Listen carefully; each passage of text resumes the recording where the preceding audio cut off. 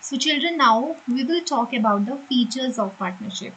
So features of partnership, first is agreement between partners. तो क्या बोल सकते हैं? Agreement between partners means it is an association where two or more individuals or the partnership arises. Partnership कैसे arise होती है? From an agreement or a contract.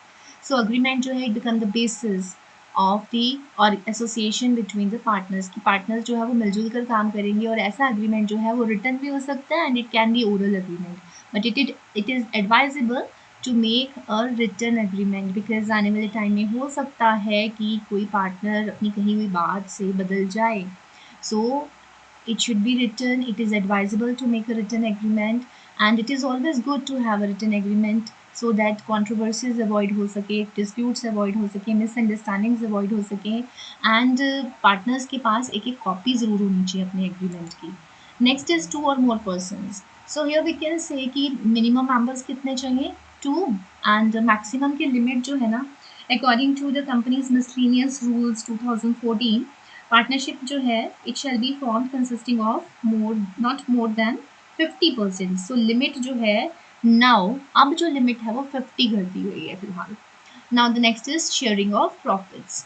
So sharing of profits में क्या बोला जाएगा कि एक बहुत ही इंपॉर्टेंट जो है ये इसका फीचर है शेयरिंग ऑफ प्रॉफिट. प्रॉफिट कैसे शेयर होगा? Another significant component of the partnership is the accord between the partners has to share gains and losses of trading concern. However, the definition held in the Partnership Act elucidates that partnership association जो है वो कैसे consent यानी कि क्या share होगा इसको वो अपने agreement में already लिख के रखते हैं. क्या रहेगी profit sharing ratio, क्या रहेगी loss sharing ratio. तो ज़रूरी नहीं है. सपोज अगर कोई बिजनेस है और उसमें सभी लोग मान लीजिए 1 करोड़ का बिज़नेस है और सब लोग लेके आए हैं 25-25 लाख.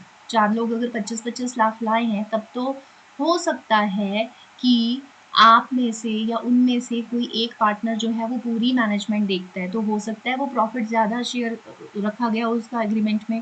हो सकता है वो 70% ले रहा हो, बाकी कम ले रहे हों. तो ये डिपेंड करेगा एग्रीमेंट बनते समय क्या प्रॉफिट शेयरिंग रेशियो रखी गई है. Next is business motive. तो जब भी पार्टनरशिप फॉर्म बिजनेस क्रिएट किया जाता है it is very important for a form to carry some kind of business. तो यानी बिजनेस होना चाहिए and that should be lawful legal business होना चाहिए और प्रॉफिट गेन करना मोटिव होना चाहिए. ये नहीं कि 4 लोग इकट्ठे हुए हैं और डोनेशन कर रहे हैं, चैरिटी कर रहे हैं या एनजीओ चला रहे हैं तो that is not a business, that is not a partnership form. तो होना क्या चाहिए? बिजनेस होना चाहिए लॉफुल और प्रॉफिट मोटिव होना चाहिए. Next is mutual business. तो म्यूचुअल बिजनेस में आप बोल सकते हैं कि म्यूचुअल कंसेंट आप बोल सकते हैं, म्यूचुअल बिजनेस बोल सकते हैं. यानी कि any one partner can be can act for other partners. Means कोई भी एक पार्टनर जो है वो डिसीजन ले सकता है on behalf of other partners. बाकी के पार्टनर्स जो हैं वो लायबल रहेंगे, किसी भी एक पार्टनर के द्वारा लिए हुए डिसीजंस के लिए लायबल रहेंगे. और सेम वे में अगर कोई और पार्टनर उनमें से कभी कोई डिसीजन लेता है तो बाकी के पार्टनर भी उसके लिए लायबल रहेंगे. मीन्स इसको बोलते हैं म्यूचुअल या एजेंट और प्रिंसिपल रिलेशन. सो एजेंट कौन हो गया? जो डिसीजन ले रहा है, और प्रिंसिपल वो पार्टनर्स हैं जो डिसीजन को मानेंगे, बाइंड हो गए जो उस डिसीजन से. और sometimes principal can be the agent and agent can be the principal. Now the next important feature is unlimited liability. So this is a very important feature. Unlimited liability means that every partner has unlimited liability in the partnership form of business. Means अगर आपको आपके debts उतारने हैं, आपको उधार उतारने हैं तो कंपनी के एसेट्स, बिजनेस के एसेट्स को तो पार्टनरशिप फॉर्म ऑफ बिजनेस के एसेट्स को सेल आउट किया जाएगा. आपस में अपनी जो लॉस शेयरिंग रेशियो होगी उसको देखा जाएगा. Loss sharing ratio generally profit sharing ratio के बराबर ही रहती है. जितने ज़्यादा प्रॉफिट्स ले रहा है कोई, लॉसेस भी वैसे ही बेयर किए जाते हैं. सो उसके बावजूद भी अगर आपके डेप्स क्लियर नहीं होते हैं तो personal assets are also at risk. Now the next one is advantages of partnership. So first of all it is easy formation, very easy to form, कोई बहुत ज़्यादा difficult नहीं है and it is governed by the Indian Partnership Act 1932. I have already said तो एक legal agreement बनाया जाता है simply जिसमें कि सारे terms and conditions लिख दिए जाते हैं. Profit sharing, loss sharing ratio लिख दी जाती है, और किस मैनर में या किस लाइन ऑफ बिजनेस को फॉलो किया जा रहा है, ये सब चीज़ें उसमें लिखी रहती हैं। Next is large resources. So large resources, we can say, as compared to sole proprietorship, every partner is going to contribute the capital, and जब सब लोग मिलके कंट्रीब्यूट करते हैं तो डेफिनेटली आपका जो कंट्रीब्यूशन है बिजनेस में कैपिटल का, रिसोर्सेज का, वो बढ़ जाता है, तो लार्ज या मोर फंड्स हो जाते हैं। सो क्योंकि फंड्स जो है, कैपिटल जो है, it is contributed by a number of partners, and as a result the business has got large resources as compare to sole proprietorship. Next is flexibility. So where here we can say that business is flexible because the partners can initiate any changes if they think, because आपस में बात करके according to the circumstances वो कभी भी अपने decisions या अपने changes जो है easily कर सकते हैं, किसी को पूछना नहीं है, partners आपस में बात करेंगे and they can change, they can make desired changes. Next is sharing risk. So all losses incurred by the firm is equally distributed among the each partner. तो equally depend करता है क्या प्रॉफिट शेयरिंग और loss sharing ratio लिखी गई है आपके agreement में. That is important. Next is combination of different skills. तो मैनेजरियल स्किल्स की बात हो रही है यहाँ पर. मैनेजरियल स्किल्स में आप बोल सकते हैं कि हर पार्टनर हो सकता है डिफरेंट डिफरेंट एक्सपर्टीज़ के साथ शामिल हुआ है पार्टनरशिप बिजनेस में, उसके पास एक डिफरेंट लेवल ऑफ नॉलेज है, स्किल है, एक्सपीरियंस है, टैलेंट है. सो डिफरेंट डिफरेंट पार्टनर्स के अपने अपने स्किल्स और लेवल्स जो हैं वो काम आते हैं पार्टनरशिप बिजनेस को सक्सेसफुल बनाने में. Now the disadvantages of partnership firm. So we can say it is instable, और we can say it is there is lack of continuity in this case also. How? A partnership form does not exist for an indefinite period of time. हम ये नहीं बोल सकते कि partnership form of business जो है वो हमेशा चलता है, लॉन्ग पीरियड ऑफ टाइम या इनडेफिनेट पीरियड ऑफ टाइम तक चलने वाला है. पार्टनर की डेथ हो जाए, इंसॉल्वेंसी, ल्यूनेसी हो जाए, कुछ भी हो जाए, it leads to the dissolution of the partnership form. Because अब आप सोचेंगे कि बाकी के पार्टनर्स का क्या कसूर है. अगर वो बिजनेस कंटिन्यू करना चाहते हैं, अपनी पार्टनरशिप फॉर्म को कंटिन्यू करना चाहते हैं, तो वो क्या करेंगे, बिजनेस वैसे ही रन करता रहेगा. अपना पार्टनरशिप अग्रीमेंट एक बार तो उन्हें कैंसिल करना होगा और एग्रीमेंट को दोबारा से बनाया जाएगा. दोबारा से सारी profit sharing, loss sharing ratios set की जाएगी. दोबारा से हर चीज़ को सेटल किया जाएगा. एक नया एग्रीमेंट बनाकर पार्टनरशिप फॉर्म को कंटिन्यू किया जा सकता है with the consent of other partners. Next is unlimited liability. तो अनलिमिटेड लाइबिलिटी जो है ना, it is again a disadvantage because to pay off the debts, to pay all the debts, personal assets are also at risk. तो एक single wrong decision, किसी एक partner के द्वारा भी अगर कोई रॉन्ग डिसीजन ले लिया गया, it can cause to heavy losses and liabilities. So next is limited capital.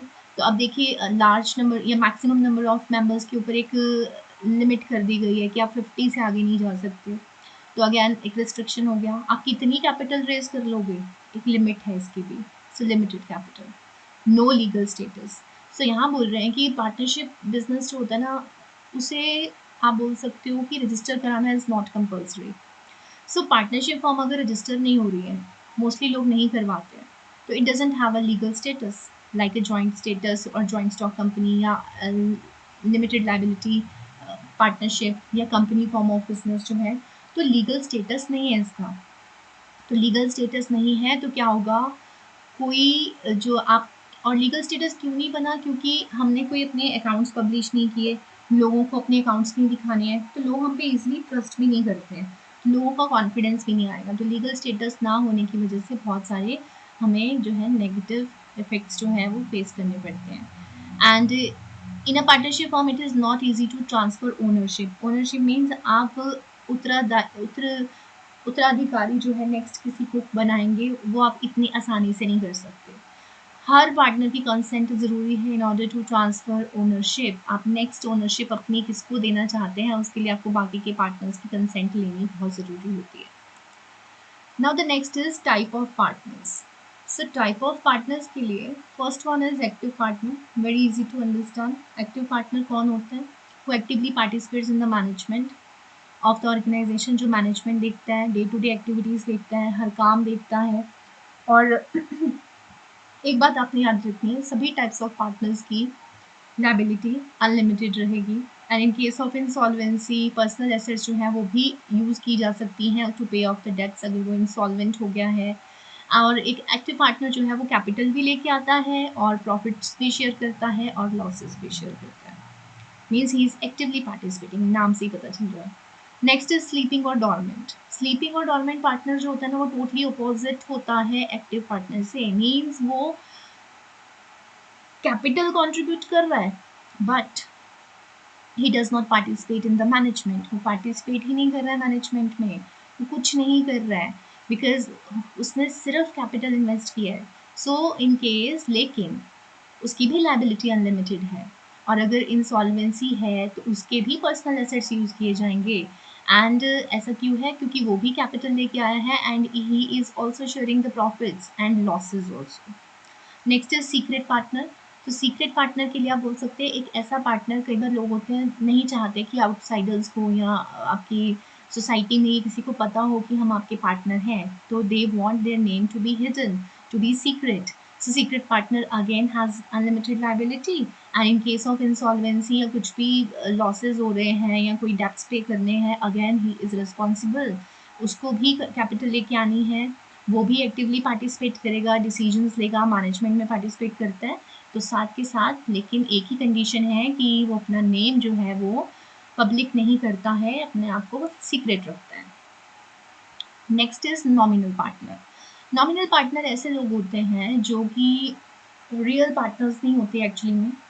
वो क्या करते हैं, they just allow the management और अलाउ द ऑर्गेनाइजेशन और allow the partnership form to use their name. तो अपना सिर्फ नाम जो है इस्तेमाल करने की इजाज़त देते हैं कि आप मेरा नाम यूज़ कर सकते हैं। So their role as a partner of the firm is only to lend their name and reputation to benefit the company. तो उनका रोल क्या रहता है कि वो अपना नाम और अपने नाम की वजह से कंपनी की रेपुटेशन बढ़ाने में हेल्प करते हैं। और नॉमिनल पार्टनर जो है ना वो लायबल होता है टू द आउटसाइडर्स टू पे द डेब्ट्स, क्योंकि आपने थर्ड पार्टी को, क्योंकि आपने सोसाइटी को ये दिखाया है कि आप पार्टनर हैं, तो definitely you are going to be liable to the third parties to pay off the debts. And nominal partner आगे टू टाइप्स का बताया गया है, nominal by estoppel and nominal by holding out. तो नॉमिनल बाय एस्टॉपल जो है again same that वो क्या करेगा, खुद से जानबूझकर ही shows by his own conduct and words that he accepts, कि वो मानता है that he is a partner, nominal partner. तो वो खुद अपने बिहेवियर से, अपनी कंडक्ट से दिखाता है थर्ड पार्टीज को कि वो आपकी कंपनी का या आपकी सॉरी पार्टनरशिप फॉर्म का पार्ट है। एंड ये व्यक्ति लायबल होगा टू द थर्ड पार्टीज, क्योंकि आपने थर्ड पार्टी को दिखाया है कि आप ही पार्टनर हैं इस बिजनेस के, आप ही पार्टनर हैं इस पार्टनरशिप फॉर्म के। तो अगर डेप्स पे करने की या लोन पे करने में फेल होती है पार्टनरशिप फॉर्म, देन इस व्यक्ति को भी क्लेम किया जा सकता है, इस व्यक्ति से भी क्लेम वसूल किया जाएगा, क्योंकि उसने अपने बिहेवियर और कंडक्ट से बताया। बैंक में सपोज लोन लेने गए और आप बैठे हैं एज ए नॉमिनल पार्टनर और आप बोल देते हैं बैंकर्स को कि हाँ हाँ लोन दे दीजिए इनको क्योंकि मैं भी हूँ पार्टनर, और आपको देखकर लोन दे रहे हैं। तो आप देखें कल को अगर आपका पार्टनर लोन पे नहीं करता है तो डेफिनेटली आप ही को पूछा जाएगा। Next is nominal partner by holding out. अब ये क्या करते हैं, ये जो पार्टनर होते हैं ना, ये अगेन अपने कंडक्ट और बिहेवियर से बहुत ज़्यादा शो नहीं करते हैं कि हम पार्टनर हैं, लेकिन मना भी नहीं करते हैं। Means who is not a partner of a firm, partner तो नहीं है बट डिनाई भी नहीं कर रहे हैं, मतलब ना हाँ बोला ना बोला, लेकिन अगर उनसे पता चलता है कि मेरा नाम यूज़ हो रहा है तो मना भी नहीं किया। सो ऐसे केस में अपनी किसी भी एक्टिविटी से ये ना दर्शाना कि मैं भी पार्टनर हूँ, बट हाँ मना भी नहीं करना, so that is a case of partner by holding out. लेकिन यहाँ पे भी in this case also such partner will be considered as a nominal partner by holding out and will be liable to pay off the debt taken by the firm. तो ये भी liable होगा। Next is, this is a comparison, a small comparison between all the among all the partners. Now next is partnership deed. तो partnership deed की बात हुई थी। Partnership deed क्या होती है? एक written agreement है between the partners which is duly signed and registered under the act, contains all the terms and conditions। तो पार्टनरशिप डीड क्या होती है? रिटन अग्रीमेंट होता है जो कि सब पार्टनर्स के द्वारा साइन किया जाता है, इसे रजिस्टर करवाया जाता है और इसमें सभी टर्म्स एंड कंडीशंस लिखे रहते हैं और बिजनेस में क्या क्या एक्टिविटीज़ ऑपरेट होने वाली हैं वो सब कुछ लिखा रहता है।